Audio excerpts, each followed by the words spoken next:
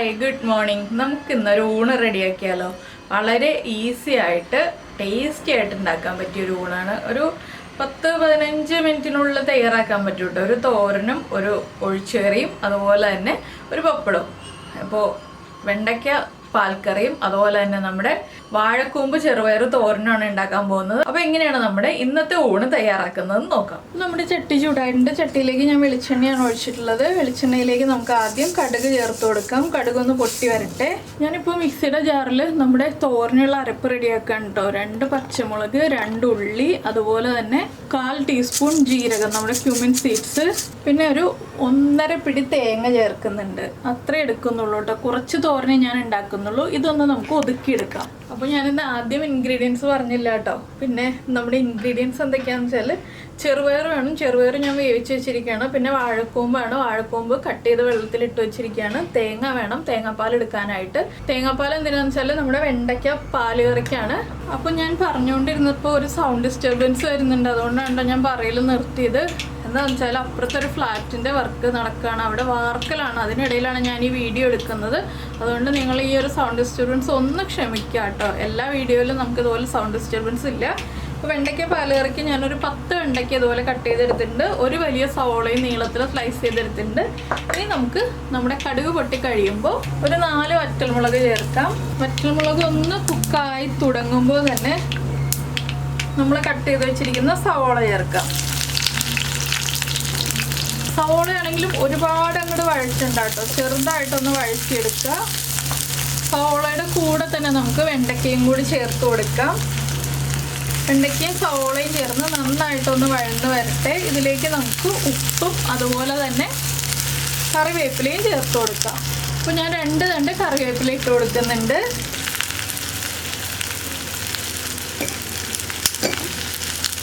ഈ ഒരു കറിയൊക്കെ നമ്മൾ ബാച്ചിലേഴ്സിന് ഉണ്ടാക്കാനായിട്ട് വളരെ എളുപ്പമാണ് കേട്ടോ. എന്താണെന്ന് വെച്ചിട്ടുണ്ടെങ്കിൽ കോക്കനട്ട് മിൽക്ക് പൗഡർ വാങ്ങിച്ച് വയ്ക്കുകയാണെങ്കിൽ ബാച്ചിലേഴ്സിന് വളരെ എളുപ്പത്തിൽ ഉണ്ടാക്കാൻ പറ്റുന്ന ഒരു ഒഴിച്ചുകറിയാണിത്. ഇതിലേക്ക് ഞാനിപ്പോൾ മസാലകളെല്ലാം ഒരുമിച്ച് ചേർക്കാൻ പോവുകയാണ്. അപ്പോൾ എന്താണെന്ന് വെച്ചാൽ നമ്മൾ ഒരുപാട് സമയം വെയിറ്റ് ചെയ്ത് നിൽക്കേണ്ട ആവശ്യമില്ല. വേഗം നമുക്ക് കറി ഉണ്ടാക്കാം. ഇതിലേക്ക് ഇനി ചേർക്കാൻ പോകുന്നത് ഫ്ലെയിം കുറച്ച് വെച്ചിട്ട് ചേർക്കണം എന്ന് മാത്രം. 1/2 ടീസ്പൂൺ മഞ്ഞൾപ്പൊടി, 1 ടേബിൾ സ്പൂൺ മല്ലിപ്പൊടി. മല്ലിപ്പൊടി കുറച്ച് കൂടുതൽ വേണം കേട്ടോ. അപ്പോഴേ നമ്മുടെ കറിക്ക് ഒരു കൊഴുപ്പുണ്ടാവുള്ളൂ. 1 ടീസ്പൂൺ കാശ്മീരി ചില്ലി പൗഡർ. എരിവുള്ള മുളക് പൊടിയല്ല, കാശ്മീരി ചില്ലി പൗഡറാണ്. 2 പച്ചമുളക് സ്പ്ലിറ്റ് ചെയ്ത് ചേർക്കുക. പകുതി സ്പ്ലിറ്റ് ചെയ്താൽ മതി, മുഴുവൻ സ്പ്ലിറ്റ് ചെയ്യേണ്ട. ഇത്രയും ചേർത്തിട്ട് നന്നായിട്ടൊന്ന് വഴറ്റിയെടുക്കുക. ഈ പൊടികളുടെ ആ ഒരു റോ ടേസ്റ്റ് ഒന്ന് മാറി കിട്ടണം. അതുവരെ നമ്മളൊന്ന് ഇളക്കി കൊടുക്കുക. ഇനി ഇതിൻ്റെ കൂടെ തന്നെ നമുക്ക് ഗരം മസാലപ്പൊടിയും ചേർത്ത് കൊടുക്കാം. സാധാരണ നമ്മളിങ്ങനെ കറി ഉണ്ടാക്കുമ്പോൾ വെണ്ടയ്ക്കൊക്കെ നന്നായിട്ട് വഴറ്റി കഴിഞ്ഞിട്ടൊക്കെ കറി ഉണ്ടാക്കാറുണ്ട്. ഇതിപ്പോൾ ഏറ്റവും ഈസി ആയിട്ടുള്ള രീതിയിൽ വെണ്ടയ്ക്ക ഒന്നും അധികം വഴറ്റാതെ നമ്മളെല്ലാ ഇൻഗ്രീഡിയൻസും ഒരുമിച്ച് ചേർത്ത് വഴറ്റിയിട്ട് കറി ഉണ്ടാക്കുകയാണ്. ഞാൻ ഇതിലേക്ക് ഒരു 3/4 ടീസ്പൂൺ ഗരം മസാലപ്പൊടിയും കൂടി ചേർക്കുന്നുണ്ട്. കുറച്ച് വെളിച്ചെണ്ണ കുറവാണ് കേട്ടോ. അതുകൊണ്ട് ഞാൻ കുറച്ച് വെളിച്ചെണ്ണയും കൂടി ചേർത്ത് കൊടുക്കുന്നുണ്ട്.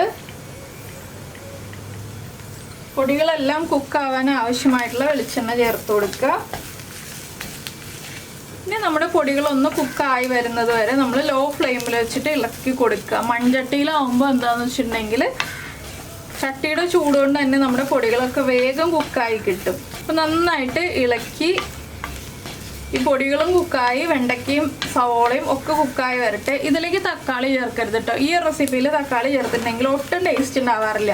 അപ്പോൾ എൻ്റെ അടുത്ത് പലരും ചോദിക്കാറുണ്ട് കമൻസിൽ, ചില റെസിപ്പികളിൽ തക്കാളി ചേർക്കണ്ടേ, പുളി വേണ്ടേ എന്നുള്ളതൊക്കെ. എല്ലാ റെസിപ്പിയിലും നമ്മൾ തക്കാളി ചേർത്തിട്ടുണ്ടെങ്കിൽ കറി പെർഫെക്റ്റ് ആവില്ല.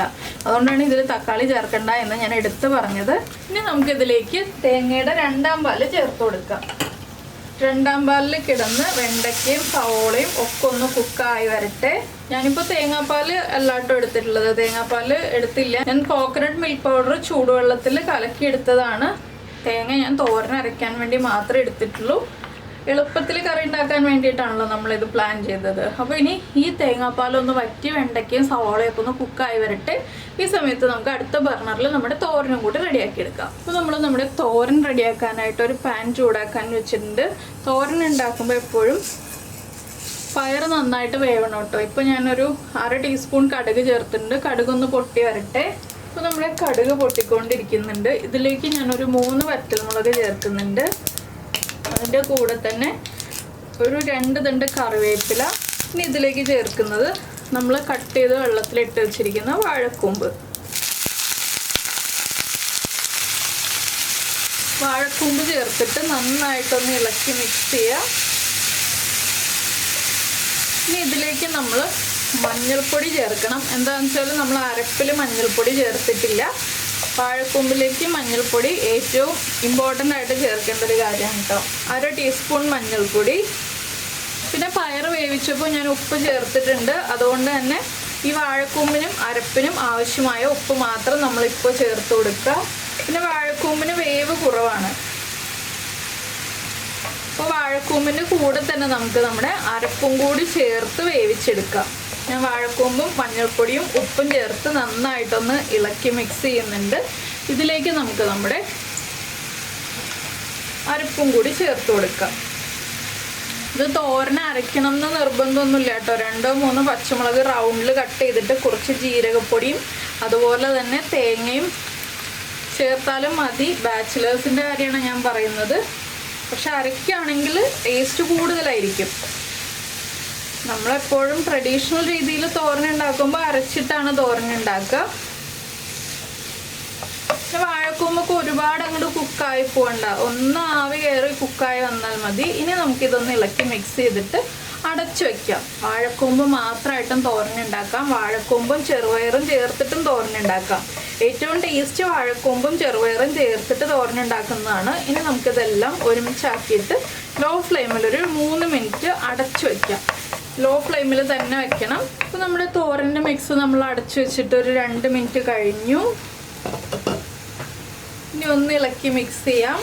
ഉപ്പൊക്കെ ചെക്ക് ചെയ്യാം. ഉപ്പ് കുറവാണെങ്കിൽ ഉപ്പ് ആഡ് ചെയ്ത് കൊടുക്കാം. പിന്നെ എന്താണെന്ന് വെച്ചാൽ പയറിൻ്റെ ഉപ്പും കൂടി നമുക്ക് വരുമല്ലോ. അതുകൊണ്ട് പയറും കൂടി ചേർത്തിട്ട് ഉപ്പ് ചെക്ക് ചെയ്താലും മതി. വാഴക്കൂമ്പ് മാത്രമല്ല കേട്ടോ, വാഴപ്പിണ്ടിയും ഇതുപോലെ തന്നെ നമുക്ക് തോരൻ വയ്ക്കാം.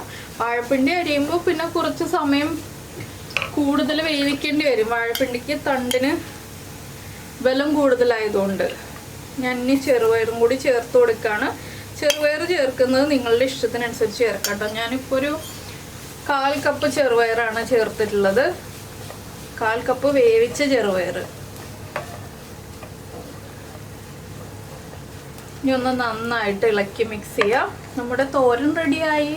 ഇത്രയേ ഉള്ളൂ നമ്മുടെ വാഴക്കൂമ്പ് ചെറുപയർ തോരൻ. അപ്പോൾ വളരെ ഈസി ആയിട്ടുള്ളൊരു തോരൻ റെസിപ്പി നിങ്ങൾക്ക് കിട്ടിയില്ലേ? ഇതുപോലെ ഈസി ലഞ്ച് റെസിപ്പീസ് നമുക്ക് വളരെ എളുപ്പത്തിൽ ചെയ്യാവുന്നതേ ഉള്ളൂ. 2-3 കറികളൊക്കെ നമുക്കൊരു 1/2 മണിക്കൂർ സമയത്തിനുള്ളിൽ വേഗം ഉണ്ടാക്കാൻ പറ്റും കേട്ടോ. വെജിറ്റേറിയൻ റെസിപ്പീസ് ആണെങ്കിലും നോൺ വെജ് റെസിപ്പീസ് ആണെങ്കിലും നമ്മൾ ഇത്രയും ദിവസം ചെയ്തുകൊണ്ടിരുന്നത് എല്ലാം വെജിറ്റേറിയൻ റെസിപ്പീസാണ്. അടുത്ത ദിവസം നമുക്കൊരു നോൺ വെജ് റെസിപ്പി ചെയ്യാം, നോൺ വെജ് ലഞ്ച് റെസിപ്പി ചെയ്യാം.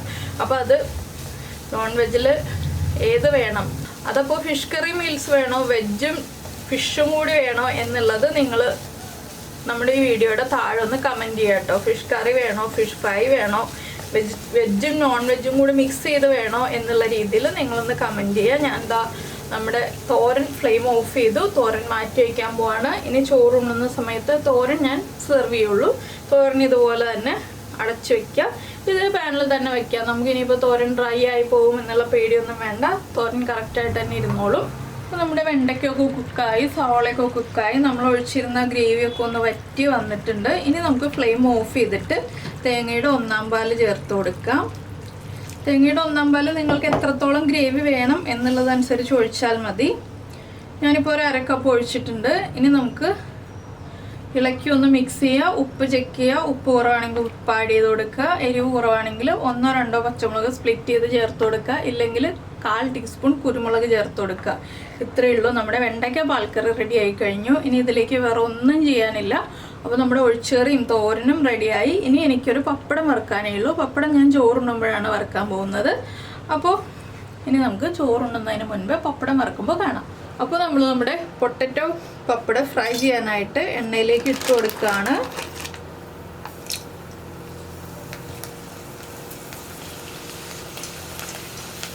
നമ്മളിട്ടതിനേക്കാൾ ഒരുപാട് ഇരട്ടി വലിപ്പത്തിലായി കഴിഞ്ഞു. ഇതിനി നമുക്ക് എണ്ണയിൽ നിന്ന് ഫ്രൈ ചെയ്ത് മാറ്റാം.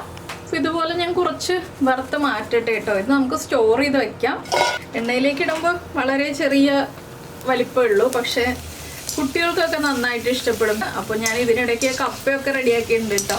അപ്പോൾ എല്ലാം ചേർത്തിട്ട് നമുക്ക് ഊണ് കഴിക്കാം. ഇപ്പോൾ 1 മണിയായി. ഞാൻ നമ്മുടെ തോരനും അതുപോലെ തന്നെ വെണ്ടയ്ക്ക പാൽക്കറിയും പിന്നെ ഇതാ നിങ്ങളോട് പറയാത്ത റെസിപ്പി ആയിട്ടുള്ള നമ്മുടെ കപ്പ കുഴച്ചതെന്ന് വെച്ചാൽ കപ്പയും മുട്ടയും, അതുപോലെ തന്നെ നമ്മുടെ പൊട്ടറ്റോ പപ്പടും റെഡി ആയിട്ടുണ്ട്. ഇനിയിപ്പോൾ ഞാൻ ചോറ് വിളമ്പാൻ പോവാണ്. നമുക്ക് ചോറ് വിളമ്പിയിട്ട് കാണാം. ഇപ്പോൾ നമ്മുടെ ചോറ് ഞാൻ പ്ലേറ്റിലേക്ക് മാറ്റി കഴിഞ്ഞു. ഇനി ഇതാ നമ്മുടെ വെണ്ടയ്ക്ക കറി വിളമ്പാണ്. അപ്പോൾ വെണ്ടയ്ക്ക കറി നിങ്ങളിങ്ങനെ ഉണ്ടാക്കി നോക്കിയിട്ടില്ലെങ്കിൽ ഉറപ്പായിട്ടും ട്രൈ ചെയ്യൂ കേട്ടോ. പിന്നെ തോരനുണ്ട്. അപ്പോൾ തോരൻ്റെ റെസിപ്പിയൊക്കെ ഇഷ്ടമായി എന്നുണ്ടെങ്കിൽ ഒന്ന് കമൻറ്റ് ചെയ്യണേ. പിന്നെ നമ്മുടെ പപ്പടം കുറച്ചെടുത്ത് വയ്ക്കാം. പപ്പടം കാണില്ല കേട്ടോ, വൈറ്റ് കളർ ആയതുകൊണ്ട്. പിന്നെ ഒരു സൈഡിൽ ഞാൻ കുറച്ച് കപ്പയും കൂടി വയ്ക്കുന്നുണ്ട്. അപ്പോൾ ഇത്രയേ ഉള്ളൂ നമ്മുടെ ഇന്നത്തെ വിഭവങ്ങൾ. എല്ലാവർക്കും ഇഷ്ടമായി എന്ന് വിചാരിക്കുന്നു. ഇഷ്ടമായി എന്നുണ്ടെങ്കിൽ ഒന്ന് ലൈക്ക് ചെയ്യാനും കമൻറ്റ് ചെയ്യാനും, അതുപോലെ തന്നെ നമ്മുടെ റെസിപ്പി ഇഷ്ടമായി എന്നുണ്ടെങ്കിൽ ഒന്ന് ചാനൽ സബ്സ്ക്രൈബ് ചെയ്യാനും മറന്നു പോലല്ലോ. നമുക്ക് നമ്മുടെ അടുത്തൊരു റെസിപ്പിയുമായിട്ട് അടുത്ത ദിവസം വീണ്ടും കാണാം.